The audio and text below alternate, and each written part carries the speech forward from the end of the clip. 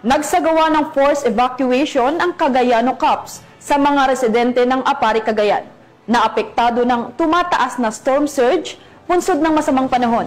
Layunin ng hakbang na ito na mailigtas ang mga kababayan natin sa posibleng panganib. Ang kabuuang detalye mula kay Patrolwoman Wendy Rumbawa.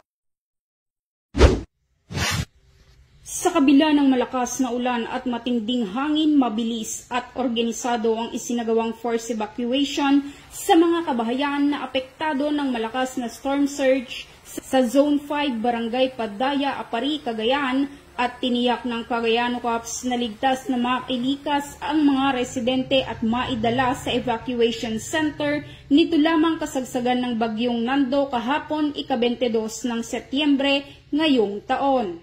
Pinangunahan ni Police Major Juniel A. Perez, Officer in Charge ng Apari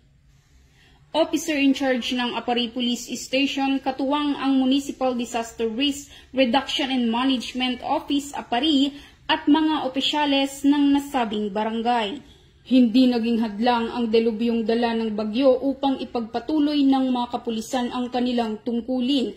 Ang pagtutulungan ng Philippine National Police at iba pang ahensya ay patunay ng kanilang tunay na serbisyo publiko.